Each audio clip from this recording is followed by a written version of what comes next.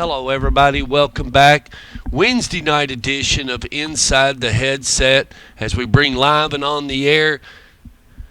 We're going to slip back over to Memphis and we bring live and on the air the head coach of the Christian Brothers Purple Wave, head coach Thomas McDaniel. How you doing tonight, Coach? I'm doing great. You? I'm doing all right. Got kicked off, and now my camera's a little bit out of whack, but we're going to make it. That's all right. I'll adjust it here in a minute. How are you doing tonight? I'm doing well. Waiting for my daughter to finish up. She's helping out at Christian Brothers with a play, and so I'm standing out here waiting for her to get done so I can go home. Well, and those kids are growing up fast. That young one, she's a pistol, isn't she? Oh yeah, she is. But I got my oldest is having a party next week where they're kind of starting to introduce them to what that graduation to high school looks like. So I'm fixing to have one that leaves middle school and goes to high school, and then one that leaves elementary school to go to middle school. So yeah, it goes fast, man. I was thinking about it. It's funny you say this.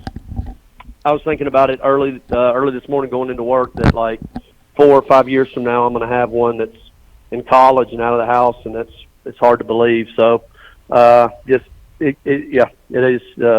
The days are long, but the years are short, and I'm super blessed, and they keep me in good perspective. They love the football. They love coming to Fridays now that they can dress in the themes of the week for whatever the student section's doing and feel like they're in high school and run around the stadium and all that. And for the first time ever, I think they really probably care whether we win or lose, not so much for me, but because they want to make sure that they can tell their friends that Dad's a winner and not a loser. So that adds a little pressure at times. But anyway, it's all good, man. I'm super blessed and got a great wife. And as you well know, this time of year, you just getting that, you getting that rat race where it just feels like the days are running together and you're going on very little sleep. And, it's a lot. I still love it, but man, it is, I'll never forget, I was at dinner Sunday night. I left practice and we had to walk through and film and stuff.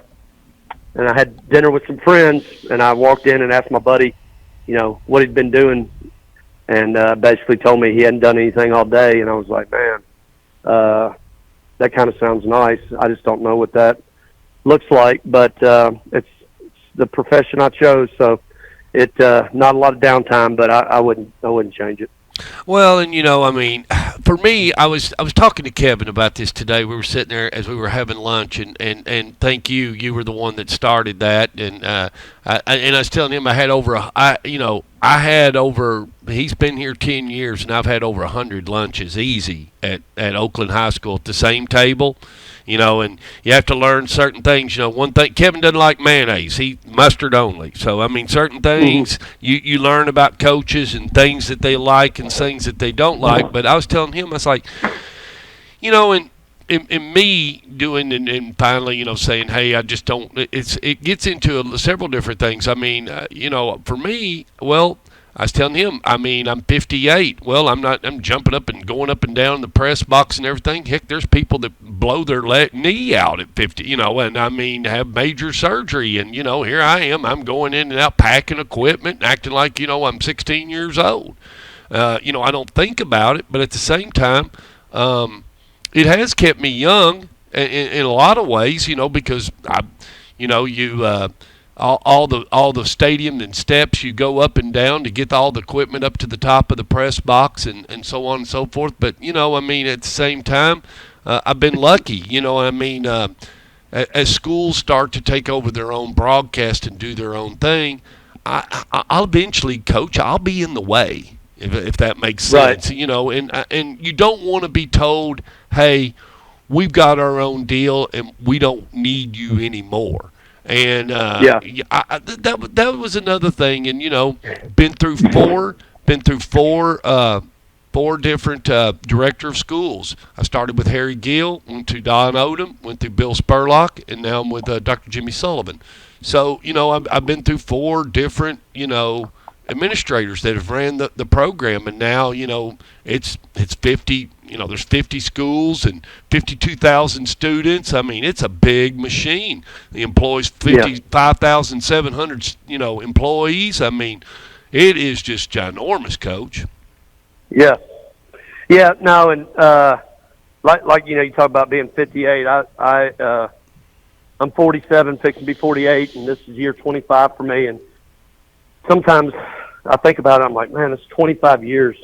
But it, as I've said before, I am very fortunate that I've, been in this profession for 25 years, and I've never felt like I've worked a day in my life. And again, nobody knows better than you unless you're an actual coach. But most people don't realize the amount of hours and stress that this puts on you.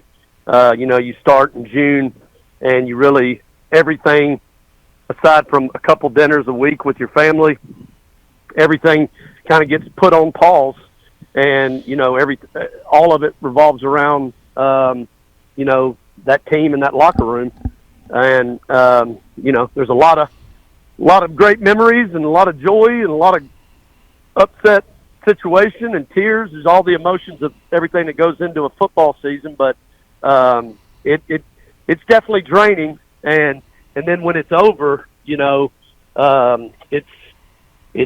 kind of numbing because you're in it for so long. I mean, I know without a shadow of a doubt, whenever our season ends, there's going to be a couple days there where you feel like you're lost.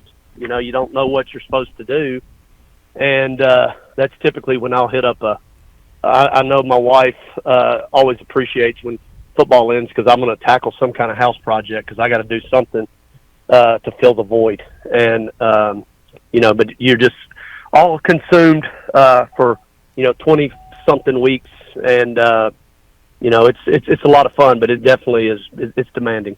You couldn't have said it better. Everything's been put on pause, and the emotions and everything. I mean, Coach, that last Maryville game I was at, we went over there. We had Jacoby, we had Ty Nix, we had everything I thought in line, and went over there with you and Jag. I went over there several times with all of you, followed you over there. But the one thing that always hit, if we got beat in that game, and I'm leaving that stadium, no matter what, I could almost drink a 12-pack before we got to I-40. I mean, I was slamming them as fast as you could pull them out of that. I mean, out of that box. I mean, I was so daggone mad. I mean, I could have spit bullets. Now, I'm not kidding you. I mean, people don't know how mad and frustrated you get over a high school football game. But I mean, I was hotter than a firecracker. I mean, and I didn't even have a kid play. It's so funny. It's so funny you say that because, like, at the end of the day, coaches, when things are going well, you're a genius. When things aren't going well, you're the town idiot. And,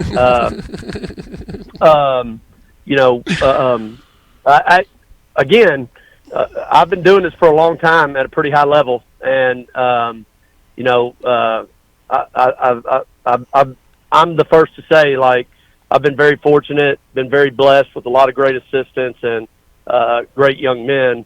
But sometimes things are going to go your way, sometimes they're not. And at the end of the day, you got to keep it in perspective. It's a high school football game. It's one thing about the kids that I appreciate. Rankin told me a long time ago, he would say it never means as much to them as it does you. And I don't know that that's necessarily true. I think it means a lot to the kids, but they're just a little more resilient, and they know life moves on. And especially nowadays with the social media and all, just, everything is in an instant. There's nothing that you gotta do. If you want a new watch, a new pair of shoes, you're one click away from getting it. You ain't got to go to the mall anymore. And, at least it used to require some effort. If you wanted something now, you can just get it at the click of a button. And so, I say all that because I was telling somebody just yesterday, regardless, I have a young lady that works in our cafeteria, Gabby, and, on Monday, whether we win or lose, I'm going to go get food from her. And she's going to ask me how my weekend was. She's not going to know whether we won or lost, and she does not care. And so her life is completely not impacted in the least bit by what happens at Christian Brothers High School on a Friday. And I do think there's some beauty in remembering that, it's just a blip on the radar screen for the majority of the people. And sometimes it's good to have a different perspective that we're playing a game. Either way, kids are going to create great memories, and it's good life lessons, and it builds up character and toughness and all that stuff, which I truly believe in. But I did learn, right before you and I became friends. I don't want this segment to go too long. No, friends, go ahead, Coach. You got it. In 2010, we played 2009, we played Riverdale in regular season and the playoffs, and we got beat both times. We got beat in the quarterfinals in just a nail biter of a game. Okay, and that was the year after we won the state championship. Okay. And then in 2010, we were undefeated and got upset by Blackman week 8 or 9, and that was Chet Owens. And then we got upset in the first round by Franklin High School. Anyway, it was about that time that I started having what I would call anxiety attacks. But I ended up at Vanderbilt, had all these tests run on me, and I was 35 years old, and maybe 33 years old. Maybe I wasn't even 35, 31, 32, somewhere in there. And I realized most of it was just self-induced. I lived over in Savannah Ridge, so I lived right there by Riverdale High School, and I despised Riverdale because I was working at Oakland, and I was embarrassed to go to the grocery store, and I was too young and dumb to understand that most people, A, didn't know who I was, B, didn't care, and they weren't going to sit there and laugh at me when I went to the deli section at Kroger's. And it was after that my wife and I became pregnant with our first, and, as you know, once you have a kid, your life changes quickly and your perspective changes, and all that stuff I say happened for a reason. And between me having health issues and then me having our first daughter, it gave me a different perspective on it's not all about winning, and you can control what you can control, but some stuff's out of your control, and you gotta be able to you either got to be able to bear it and move on or just let it go. And so I've gotten way better about that over the years. I still want to win as bad as anybody. I want it for our boys and I want it for our coaches, but as long as we go, as I've gotten older, my message is a little different. Like I want us to play our best football that we can play late in the year, and if it's good enough, great. If it's not, we can live with the result, and it does make for a little more peace in a coach's life. And it's a great segue because, you're 4-5 overall, 1-3 in the region, and it says you're fourth and whatnot. You're going to catch Father Ryan, and that's going to be at home. It says you're going to be at home for the final game. Yeah, we're going to be at home. And you'll play Thursday night. Okay. Yeah, we're playing on Thursday, and I hadn't gotten to talk to you much, but we've had 3 heartbreakers. We lost one early to Lausanne that missed a couple field goals and had an officiating snafu. That one I hate for our kids because really we weren't supposed to lose that game based off the call. But neither here nor there. We lost. It is what it is. Yeah. Before fall break, we played Briarcrest, who's really good, and we took the ball down inside the 20 with 10 seconds to go to kick a field goal to win, and we missed the field goal. Oh. And then we went on fall break and came back and played Lipscomb. We were up 24-20 with under 4 minutes to go, and they went down and scored to win 27-24. So, we were 3-5 going into the MUS game. MUS was 6-2. We were 3-5, and again, everybody was ready to probably throw stones at me.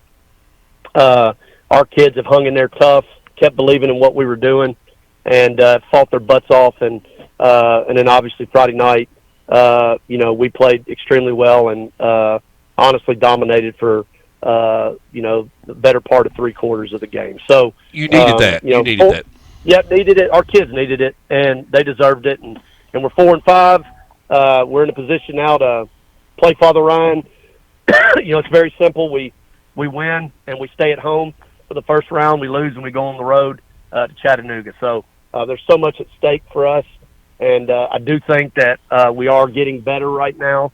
And I still think we've got a lot to do. We had 3 touchdowns called back against MUS So there's still things that we've got to get better at, but we are playing better and with more confidence. And we're going to need it Thursday. Hopefully, get this last win and then host the playoff game. Do you think you're hitting? I mean, do you think you've grown up a lot since week one? You think this team has done? Yeah, man, we've had a lot of a lot of variables. I mean, again, you're not close enough to know, but basically, the short of it is our starting tailback we moved to inside linebacker. Our starting inside linebacker, who was kind of our bell cow of our defense, we moved him to tailback, so we switched him. That tailback that we're playing now has had 4 games and rushed for over 100 yards in every game. That's been a big difference. And we've had, the easy answer is we started a freshman quarterback against Lipscomb, and his second start was against MUS. I've never started a freshman quarterback in my life, and that's the third quarterback we've played this year. And so we've had a lot of drama at the quarterback position, but he was 10 of 12 for 180 yards against MUS as a freshman. So I think that alone tells you what kind of talent this kid is. So you just got to find some kids. You got to find some kids to get with him. You got to find some. You got to find some kids. He's a special talent, and I give a lot of credit to our team, in particular our quarterbacks, for the way they've handled it and stayed together and not, falling apart. And but yeah, we're a lot different looking football team than we were 4 weeks ago, even. And I still believe our best football's ahead of us. Some of it has to do with our senior tailback, and then our new quarterback has breathed some life into our offense, and we've been hit with an injury bug. I mean, we've had 4 ACLs this year. We lost a receiver. We lost a receiver, 2 defensive linemen, and an offensive lineman. And as you well know, even though we have a lot of numbers on our squad, you still all those guys were in the 2 deep. So that's 4 guys that were in the 2 deep, and that impacts your depth. So we've had to make some adjustments because of those things as well. But again, can't say enough about our kids being resilient. And as much as it's been a difficult one at times, the things that's made it easy is our kids never stop believing, and they've come to practice every day with the right attitude. It's been super low drama considering the situation, and I credit all that to our boys. And again, for them to have that success Friday was a good feeling, because as you know, it's one of the oldest rivalries in the country, and it's a big deal around here. Absolutely, and you were talking about that. If the boys do ball up and beat Father Ryan, and and you get to host that game, who would you host, Coach?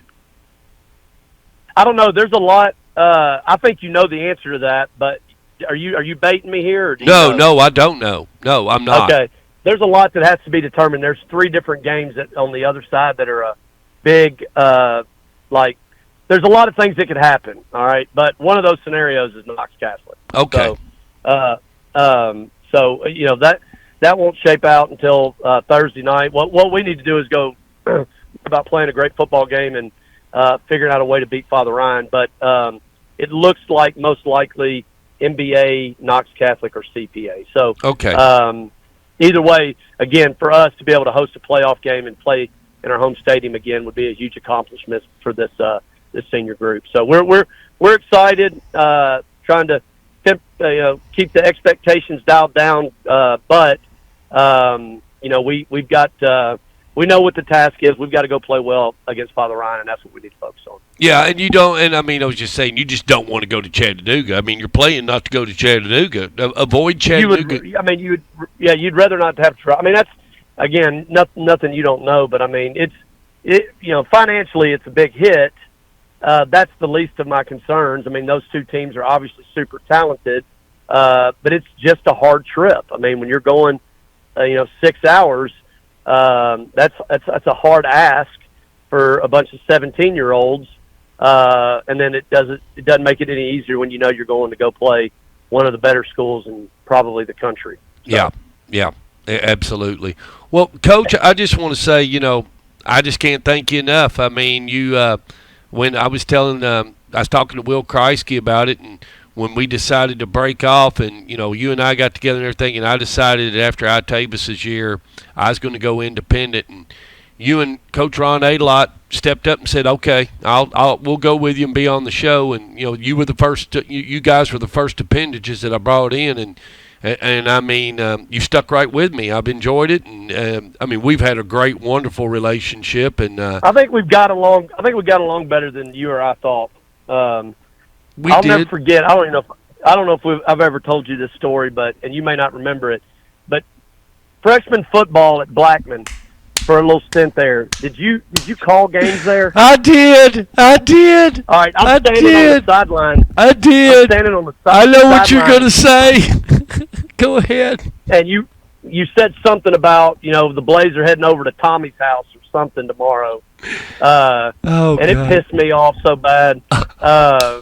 And I didn't know you from Adam, but I was just like, man. And I was hot-headed back then. But, yeah, but you were poking at the bear. And I was. Anyway, I was. Little did I know that we would have a friendship that's spanned 14 years. And, I love everything that you've done for high school football, obviously. And as we've talked about before, you were kind of ahead of your time when you look at the way the state of things are now. You were a little bit ahead of the curve there in a lot of areas, whether it be video or the vlogging, whatever you want to call it. Like you're a little bit ahead of it, and you're you're a unique personality, and so I like different perspectives, and I like being around unique people. In particular, when I'm around a bunch of meathead football coaches most of the time. So it's always been fun getting to visit with you, and I just appreciate what you've done for Rutherford County and football in general. You don't have many people that love high school Friday night football as much as you do, and then also I love the fact that you grew up a OVC guy. Oh, so God, yeah. You don't find many of those guys, and I got so many fond memories of going to Eastern Kentucky and being at Roy Kidd Stadium, and that was a whole nother layer to it. So, yeah, man, love you, and hate that it's ending, but I'm glad you're getting to go out the way you wanted, and find joy doing other things. Well, and I told you, and here's the big thing is, and that's what people don't understand. In order to really do what I like doing, and that is, it starts off on Monday, or Monday or Sunday, we go out and we see Rockville, and then Tuesday's been Riverdale, and Wednesday was you, Wednesday's you now, and Wednesday was you back then, even at Oakland. And then Thursday you used to do Blackman. Now I'm kind of, because the Kreisky brothers are pretty good, and the way schedules are at times, I can get over there in the middle of the day during a lunchtime and knock those two guys out. And it has made for it's just done well, because then we hit Friday night. Well, that gives me content. I've talked to already 15 coaches throughout the week. We're just following your games. The only games we add a couple here and there. But the games we follow on Friday night, it's only the people we talk to throughout the week. I mean, that's it. That's our team. That's our fraternity. And So I do want to ask you a question before you go. Sure. So you had sent the reminder about the show or whatever, and it just made me think. We had this world where you had, forever you had Murphy Fair did this big book, right? You remember that? You remember Murphy Fair had his big football book? Yeah. And that kind of got, he retired, and that kind of fizzled out, and you've been doing your thing for 14 years. Why couldn't you would be the person, like, why couldn't a man do something like you and do like a weekly high school football podcast? Does that exist? I don't know. I mean, a weekly podcast where, are you talking about where we just go through the games and you do the research? I mean, the research is. No, I'm saying take the same kind of philosophy of inside the headsets and do a podcast where you're doing just on a different platform, and you're bringing in 4 or 5 coaches a week and just talking about their program and their games. I mean, essentially what you're doing, but it made me think. I was like, what he's got going here, I wonder if anybody's, because there's a small contingent. You and I both know there's there's a small contingent of people like you and I that are just obsessed with high school football. I don't know if there's enough to warrant doing a podcast, but I was just thinking about your show, kind of moving on, and I was like, man, a man should probably put together a podcast and get a decent amount of interest if you could get connected with enough of the coaches in the state. It was just something I was thinking about. I'm not doing it. I just was curious. Oh, I mean, you're right. I mean, there is. The thing about it is, Coach, and I'll be honest with you, it's really all around the work itself. The work itself is the huge part of it is, and I mean, just, for me, it's 2 hours setting the equipment up and so on and so forth, and then, shooting it. But other than that, no, I mean, there's no reason other than you just have to do a lot of book work and work at it, I think. I mean, that would be the biggest thing. Yeah. Well, and you got to know what you're talking about, obviously. But and I think that's the other thing. I mean, at times, I make mistakes. I'll be honest with you. I mean, I make mistakes, and I have in the past. Where you think you where you played here, or what that, and then no, we was at home. We didn't go over there.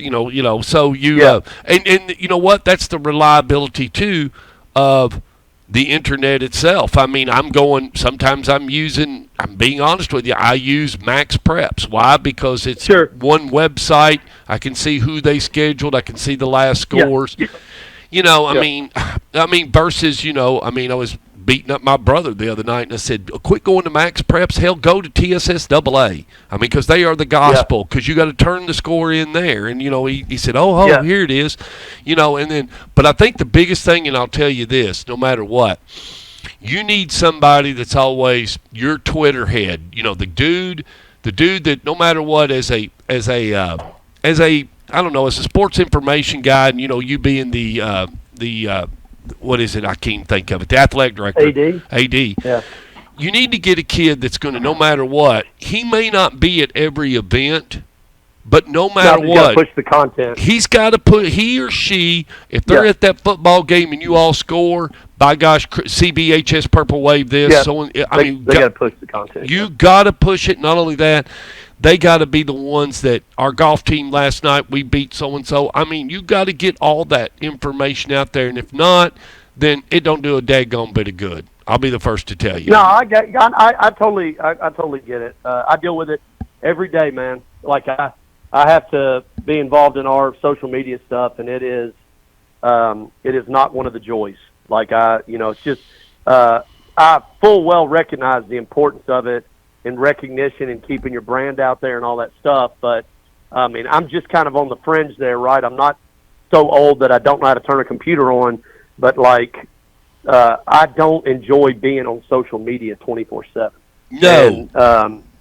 And so it's just not – I just don't love it. And there's other things I'd rather do. Now, again, I do it because I know it's important. And we have other people that help in that capacity as well with our marketing and stuff like that. But it's one of the, I think the number of emails and, calendar events and stuff like that I got to create is not fun. It feels secretarial to me. It's just not something I enjoy. And then social media, just keeping up with that stuff. Those are the two things that I'm just like, man, I'd be happy if these were gone.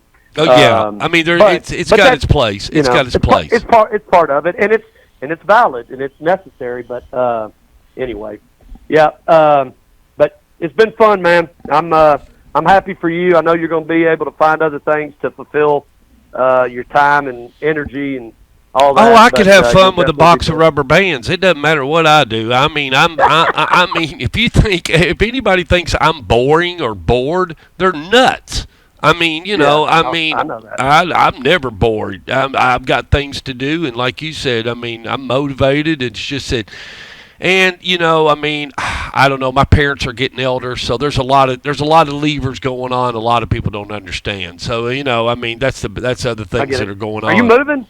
No, but definitely would like to build a house up in the Bluegrass State. We've got quite a bit of land up there, but definitely going to keep I'm going to keep a house here too. So, oh, you are. Yeah, I'm going to work with John Jones. We'll do something, Anyway, do a Segway house. Who knows? Lease it. Do something. I tell you one thing. Have you seen his new house? Oh, I've been fortunate enough to spend the night there multiple times.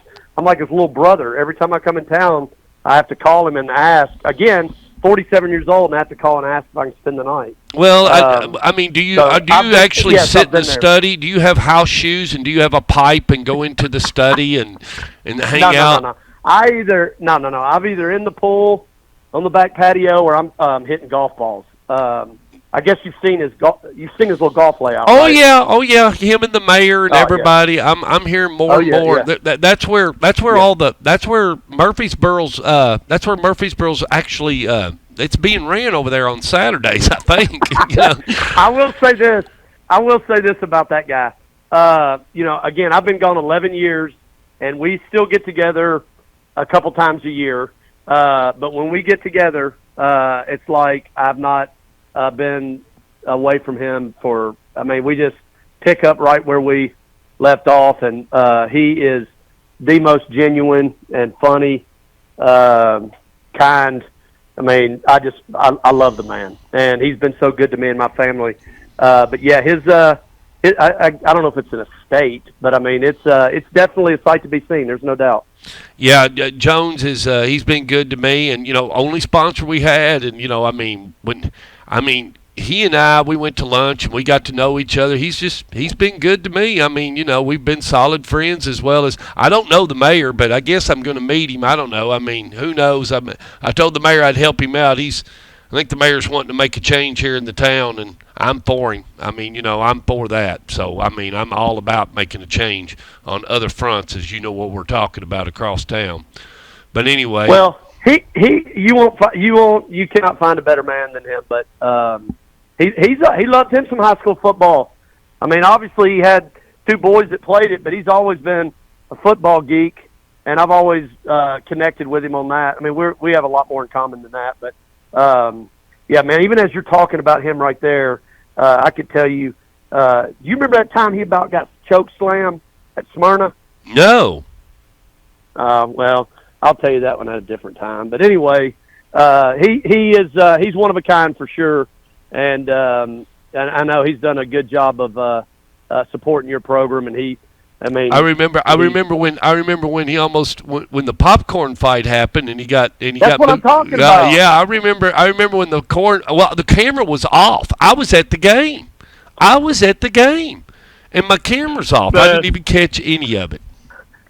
He called me because the funny part of that story is the guy that grabbed him played football with me at Tennessee Tech, okay? Right. And of course, John's a Tennessee Tech guy, too. Well, anyway, and then the next day he calls me. Because I guess he got called out on the radio show. Oh, God, Matt threw him. We got one of our bigger citizens here in town. Matt just drilled him. Crucified him. Anyway, yeah, he loves him some high school football too. Oh yeah, those. But you know what? We didn't mean no harm. Memories and stuff. Nobody's trying to mean no harm. Look, at the end of the day, everybody.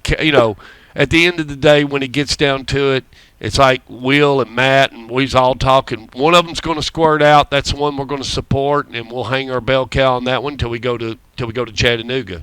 That's just the way it is. Yeah. In Rutherford County. Yeah, no doubt. Coach, thank you for joining, and let's hook up. Let me know when you're back in town, and I'd love to come over and see you. I'll have to get an invite, but yeah, let me know when you're back in town. I will do it, and you come over, and we'll hit some wedges back there. I'd love to. Please call me. Let me know, Coach. All right, brother. See you. Bye. See you.